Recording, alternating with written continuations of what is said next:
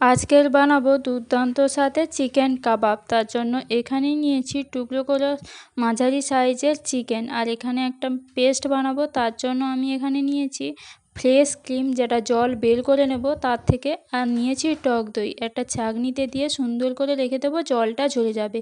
এবার চিকেনটা ম্যারিনেট করার পালা। তার জন্য নিয়েছি ভিনিগার, 1 চামচ আদার পেস্ট, রসুনের পেস্ট, পরিমাণ মতো লবণ, গোলমরিচের গুঁড়ো, ধনে গুঁড়ো, জিরে গুঁড়ো, তারপর গুঁড়ো লঙ্কা, তারপর হলুদ গুঁড়ো দিয়ে দেবো, কসুরি মেথি দিয়ে যে পেস্টটা বানিয়েছিলাম সেটা আমি এখানে দিয়ে দেবো। ফ্রেশ ক্রিম আর টক দইয়ের যে পেস্টটা আমি বানিয়ে রেখেছিলাম সেটা দিয়ে দিচ্ছি। দিয়ে দেবো কাশ্মীরি লঙ্কার গুঁড়ো, দিয়ে দেবো 1 চামচ টমেটোমের সস, দিয়ে ভালোভাবে নেড়ে চেড়ে এটাকে যত তোমরা আধ ঘন্টা মতো বা পারলে 1 ঘন্টা মতো এটা রেখে দিতে হবে।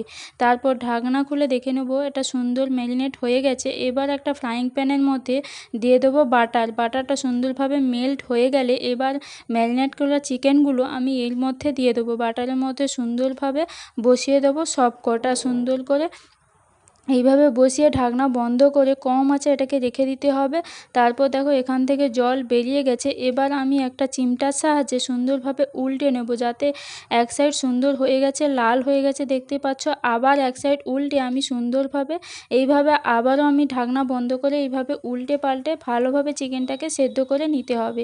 তারপরে একদম হাইতে তুলে, গ্যাসের তাপটা একটু হাইতে তুলে জলটা শুকিয়ে নিতে হবে। শুকিয়ে নেওয়ার পর চিকেনগুলো এই চিমটার সাহায্যে তুলে এইভাবে একটু আগুনের মধ্যে তোমাদের সেঁকে নিতে হবে সুন্দরভাবে। এইভাবে প্রত্যেক কটা আমি সেঁকে নিয়েছি। সেঁকে নেওয়ার পর এবার দেখো এর মধ্যে আমি লাগিয়ে নিচ্ছি বাটার আর টমেটোমের সস আর কুচনো পেঁয়াজের সঙ্গে। অবশ্যই তোমরা ট্রাই করো, আর কেমন হয়েছে অতি অবশ্যই কমেন্ট করে জানাবে।